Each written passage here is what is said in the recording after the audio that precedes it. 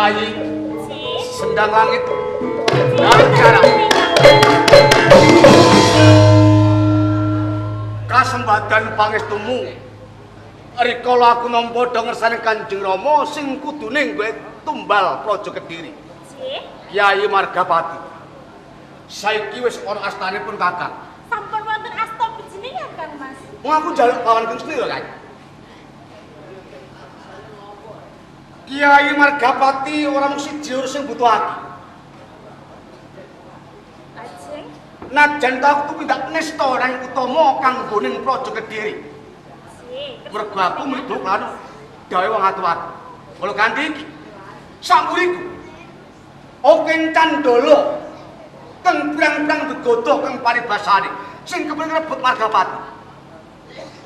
Nganti aku mlayu sogir sing bujung aku kang padha kelangan lacak.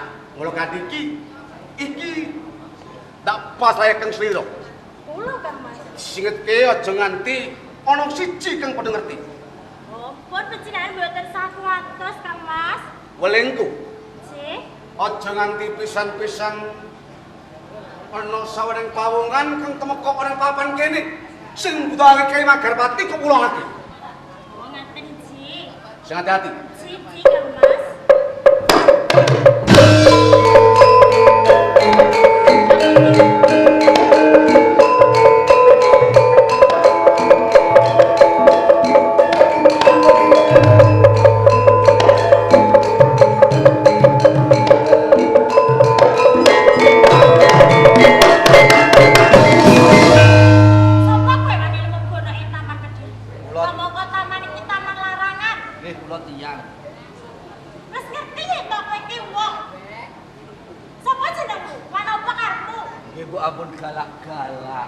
Ketemu mawon demi sepeda niku kok galak. Ya mesti galak lek wong taman iki taman larangan.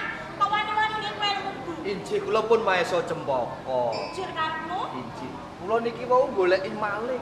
Maling. Kula sawang mlebet wonten ing taman menika kok ndoro. Ning emane ora ana maling sing lemebono ing taman kene.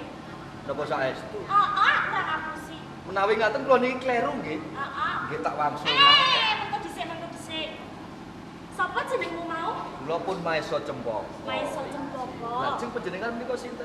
Aku Sendang Langit. Sendang Langit. Heeh. Cik. Karepmu ki mlebu ning kene goleki maling. Heeh. Maling opo? Sing dicolong ki rajuté Mas Picis Radagana kuwi ya. Jerobo. Kyai Margapati. Kyai Margapati. Aku sing duweni Kyai Margapati. Ya ngono wae nek aku wae. Peneh ning kowe, dak kok penak temen. Awit aku mbutuhake Margapati. Aku gelem meneh Kyai Margapati. Ning aku duweni penjaluk. Dadi Margapati mbok ulungke aku. Ning kowe njaluk penjaluk. Anjur apa penjaluk? Kowe kudu gelem dadi bojoku. Gelem ora yen to ora gelem ora bisa duweni Margapati kok yo. Dados menawi kula dados bojo sampeyan Margapati mangulungke kula. Nggih, nggih. Kula pun Tenang. nanging yo nggih. Nanging opo? Menawi ing manggenipun perkawis kula sampun rampung, Heeh. panjenengan badhe kruwet bojo. Ning kula nyuwun tulung ampili dumateng Nek kira ya ora ngapusi aku to. boten. Tenang. Saestu. Heeh. Tenang ya, aku kudu mbok kowe dadi bojomu lho ya. Wis aku ora bakal cidra ing janji. Mengko wis rampung perkara aku bakal nembung karo kowe. Heeh. Aku yen pamit delaken ya.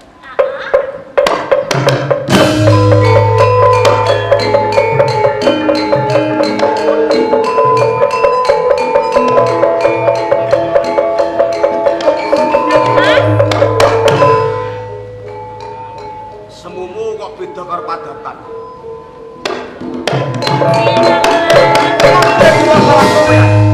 Aku lek percaya kawan kowe.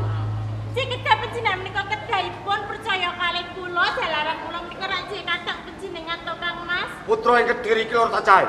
Jek. Kakung kan putri. Tan ana bedane. Kang Slira kan pun kakang digolo-golo dening Kanjeng Rama kang supaya mudrani marang negara ing Kediri. Yen ana wadi kowe kudu bisa nutupi aja nganti kaweston. Si Kang Mas. Redenipun kakos kelakon Amboyongi Margapati kajan ing Praja Kediri. Rak Kang Sedira sing nyingetake. Si kula ingkang nyingetaken. Aku percaya kelawan kowe. Si. Selak agau keping matur nuwun Kanjeng Rama yen to sak tenan aku sak Amboyongi Margapati, ayo bebarengan. Suwan nuwun Kanjeng Rama Margapati. Aturke sedal Kanjeng Rama. Ngeten sih Kang Mas, Margapati pun kula ijelke kalih wong bagus kok Kang Mas. Pun kula ijelke kalih wong lanang. Piye?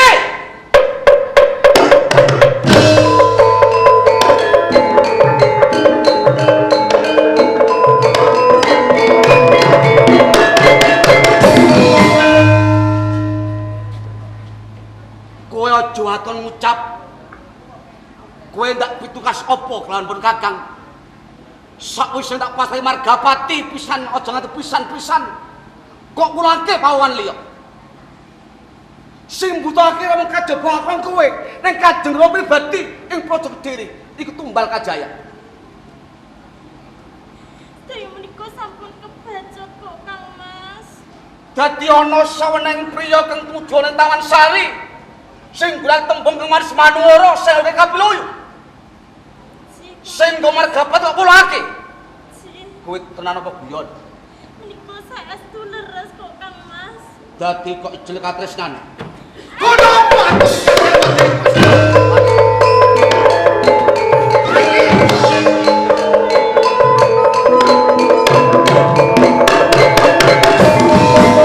Kapan aku tau ngempare kawan kowe? Kapan aku buka kawan kowe sendang langit? Nganti kapus tak rewan jaket nilpung gelang gelak Margapati. Iki total nyawa. Sama-sama mujudake Amboyongi. Gampang kok jelek katresnan. Ya sedang tari. Teges ngono upadi mus prong lembur kentar apa tonco. Sepet nyawang kowe sedang tari.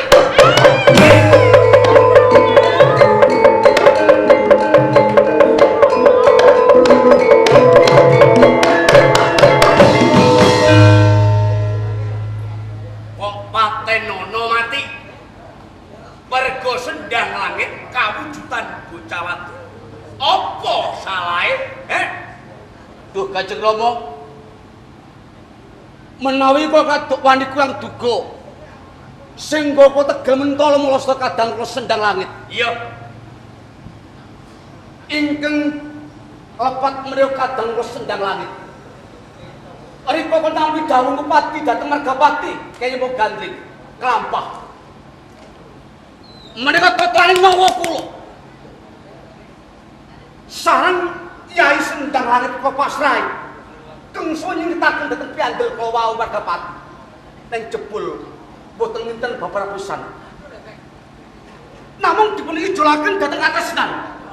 Sinten tiyang boten iso.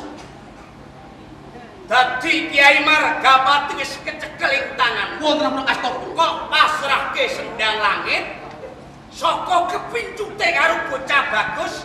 Kiai Margapati digawa bocah bagus. Menika leres. Sapa jenenge, Nger? Sapa sapa?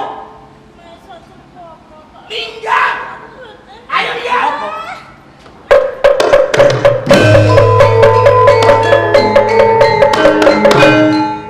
Maesa Cempaka.